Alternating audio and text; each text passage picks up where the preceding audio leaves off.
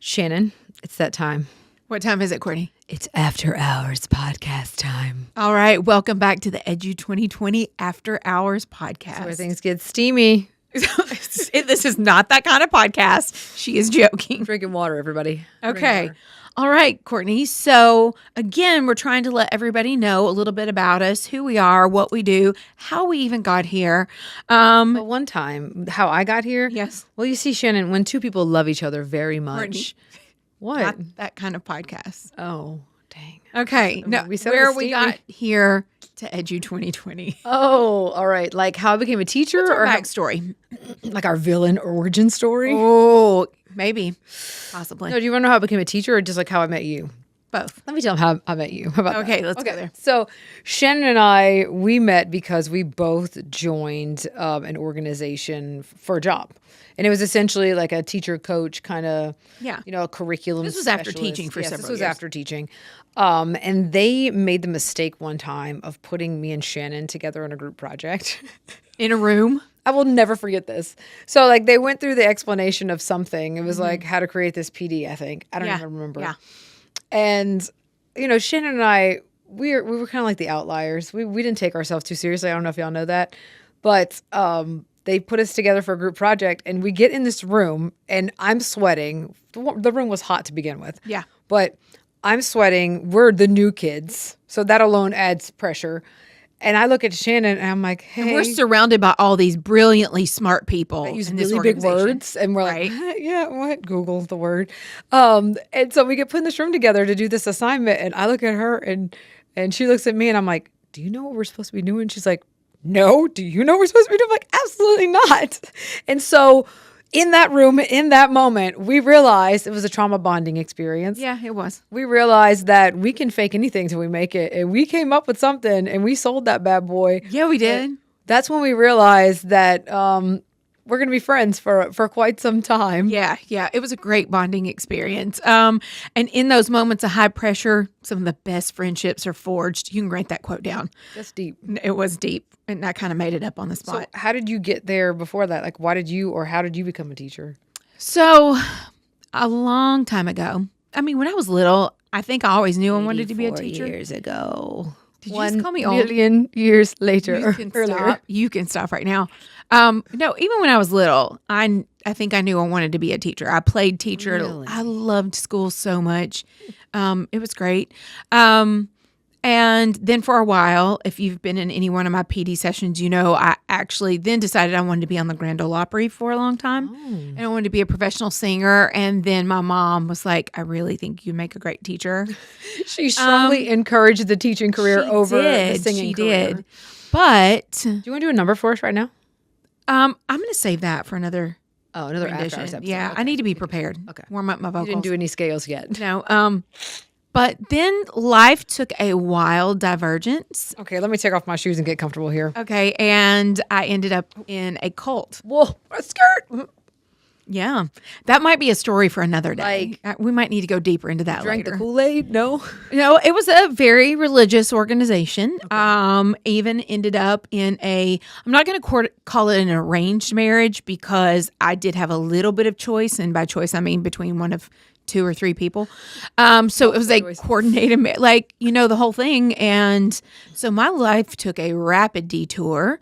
And somehow during that journey was even pre-med for a while. Okay. Because I did, even while I was in that religious organization, I went to college, and then that's good that they let you. I was pre-med, even took my MCATs, but except smarty pants. Except then through that religious organization, I was taken out of the medical program and put in education. I feel like I just went on a roller coaster and I have whiplash. And I know our listeners are going to have so many questions. You know what? Feel But free we to can drop answer them in one drop episode. those Drop questions your in the questions. comments. Yeah. Feel free to drop the questions Yeah. because we get a lot of questions. It's a whole life story, but it's kind of a miracle, how Absolutely. I ended up here. I mean, look at me, all the way from alternative school in high school It's come so far. to religious entrapment organization. I mean, I don't call them a cult all the time because they don't think they're a cult. You're but basically a Lifetime movie. You have no What a idea. happy ending. Onions have layers, and so do I. Thank you, Shrek. Yeah. Where's that donkey? You're welcome. But then after I left that organization, I ended up teaching in my hometown, my sweet, sweet hometown. You made it back Tennessee. home. So you escaped. You escaped the cult. I did. I escaped. I think we need a whole episode on how you escaped the cult. It was wild. But then I got into teaching. I absolutely loved and adored teaching. And some of the best years of my life, I had some of the coolest people I've ever worked with. You look like you were going to ask a question. I was going to ask. I have Go lots ahead. of questions, Okay, go but ahead. I'll keep it as shallow as possible. Yeah. Why did you love it? Like, what did you love about it? The people that I worked with really wanted to be there. I mean, like, they love kids, Yeah. and we love our community is a very strong community. Like, everybody knows everybody. Everybody goes to church with everybody. You know, everybody grew up together. Yeah, I like those small town schools because it feels like you're actually making an impact. I taught some kids of my friends. Like, that's cool. Yeah, it was fun. I mean, it could be cool. I don't know. It could be bad. And then in 2014-15, I became the Middle Tennessee Teacher of the Year, which was, I know. Alternative school to middle school. I teacher know, of the I year. know.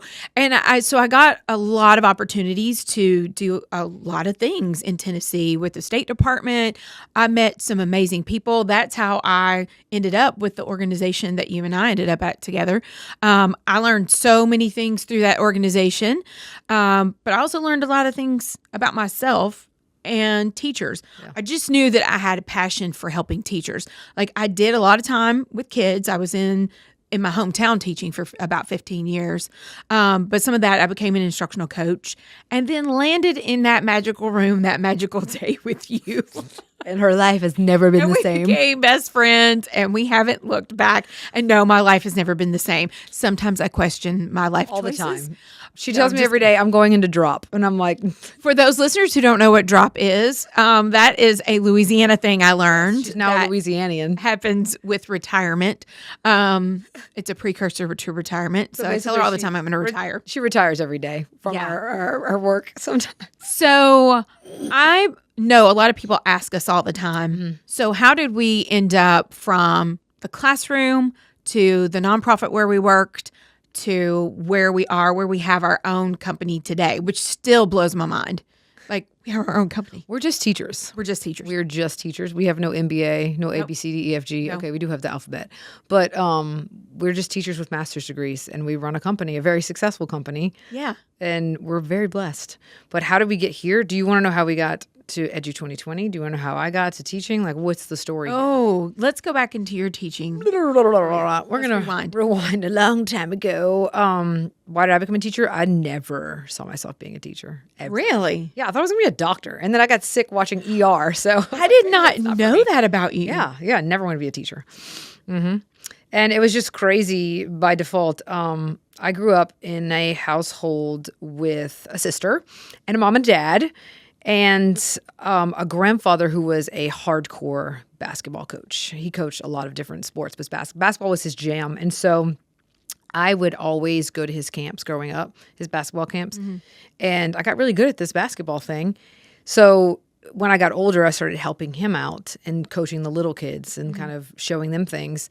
And I realized through that, hey, I might actually be good at teaching kids how to do things.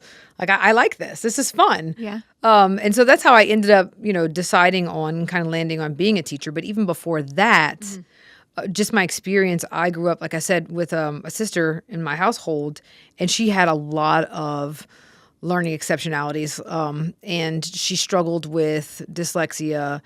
Everybody sees that. We all have different types of learners. But I remember distinctively, everything came really easy to me, like very easily. Learning? Yes, learning did. And my sister, it was hard for her all the time.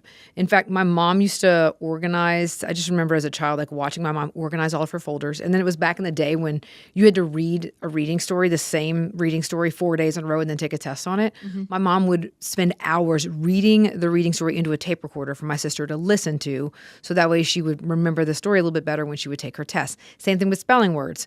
And so I had to listen to these stories and listen to these spelling words. And I was picking up the words right away for her grade level, and she couldn't do it. And she was listening to me. She's older than you, right? Yes, she's older than me. And so I think that like seeing my mom go through that, seeing my sister go through that, and we went to private school. I don't tell people that often. That's a little secret I'm letting you in on. Seeing her struggle through that and that there wasn't enough resources for her.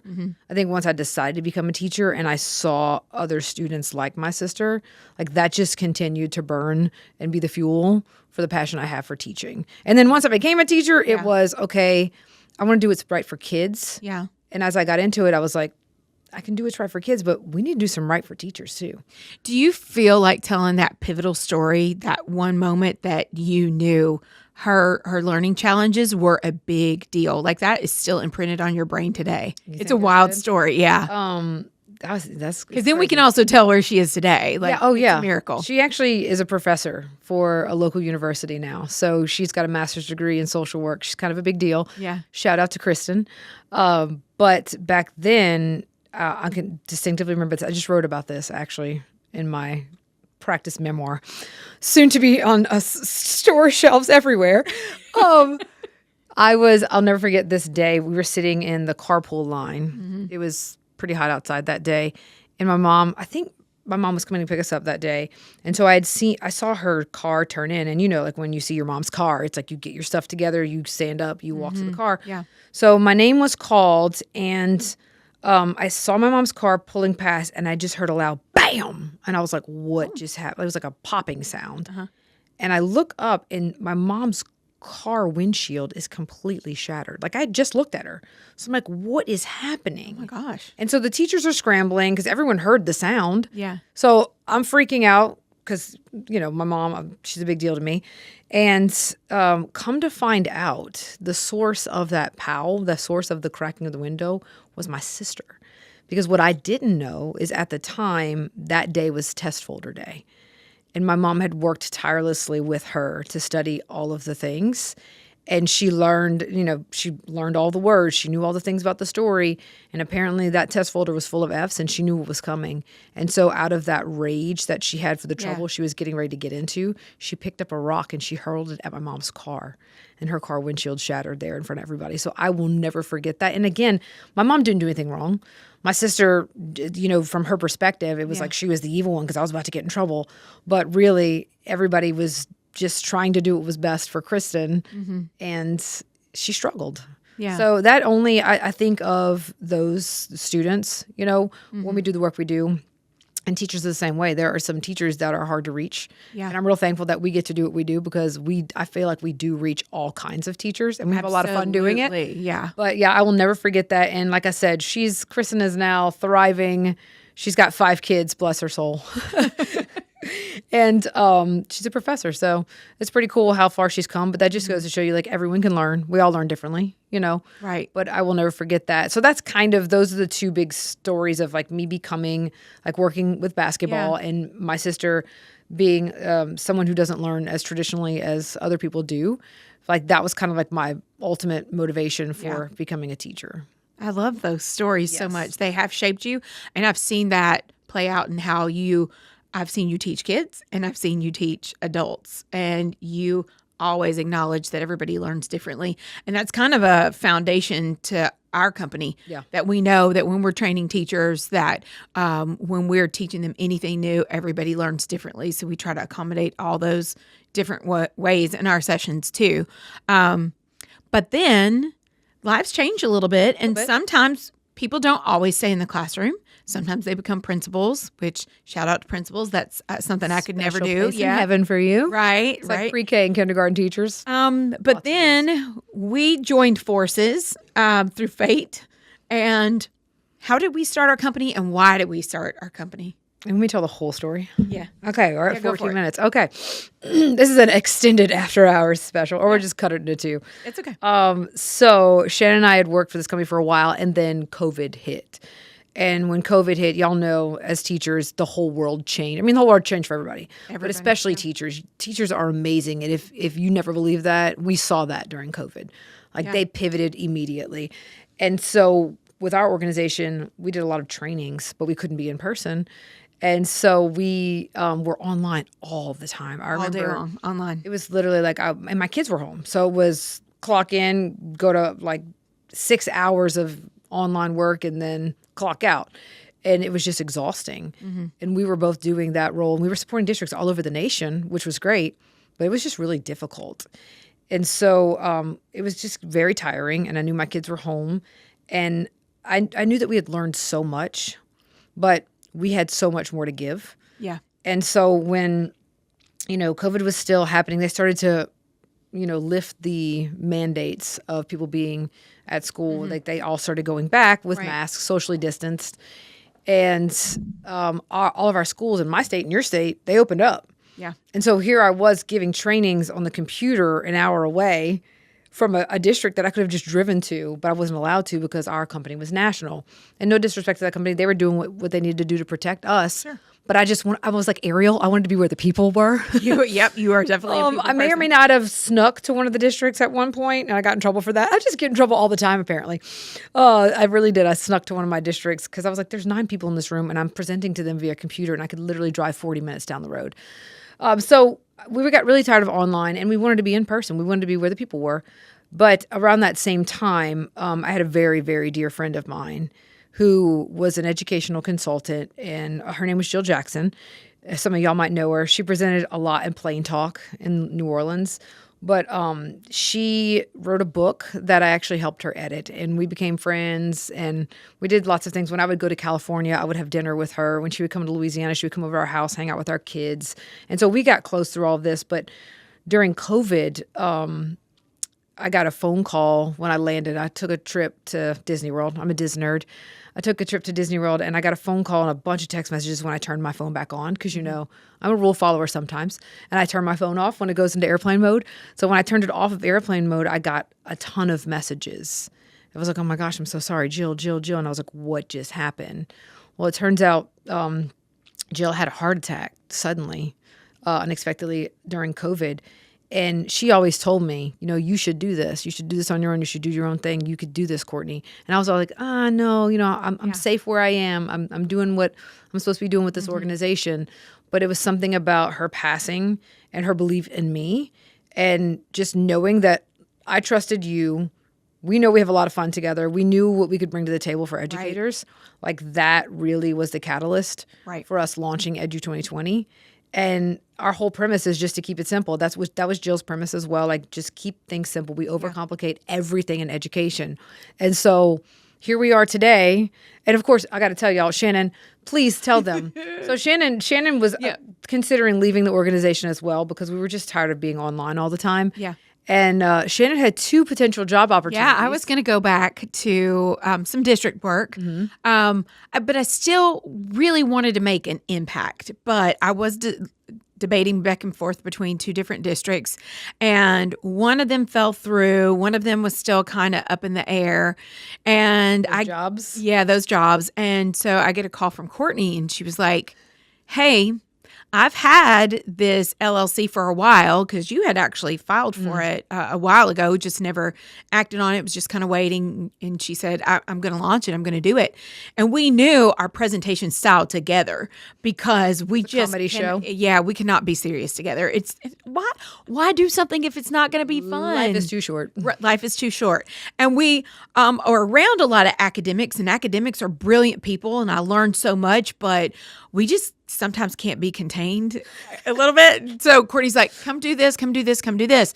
And I was like, well, then the other job kind of fell through. And I was like, okay, I'm going to do it. But I ended up refinancing my car at 7:00 at night because I was so scared because so much faith in us. Right. She refinanced her car. I was scared. I was like, oh, let me take a leap. But I did.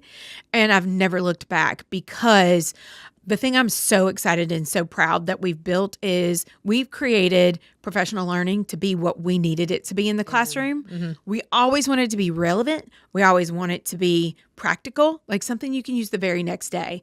And we try as often as possible. You don't even have to always have the big words. No. Because like you said in another episode, we've overcomplicated everything in education. I just said that. And did you just say that? I don't listen sometimes. but she loves me anyway. It's Oh fine. my gosh. That is so shocking. So we just keep it simple and as fun as possible. And I mean, as it stands right now, we're extremely busy, which is, again, a blessing. But it's because it's not just us. It's the content that speaks for itself. It's the relevance of it. Yeah. We just want to give teachers what they need, and leaders too. We get to work with instructional coaches all over the state. And so I really believe in what we're doing, and I'm glad y'all are along for the ride because we're just getting started. Absolutely. So thank you for joining us for our After Hours episode, where you learn a little bit more about us, who we are, how we got here. I'm sure we'll be talking about some more unhinged topics. We're going to know more about that cult. We're going to hear more about all the things. So again, drop in the notes anything that you want to ask. I don't know if I can answer it all, but I mean, we're pretty open books. So thanks for joining us, and we can't wait to hear from you. Bye, y'all.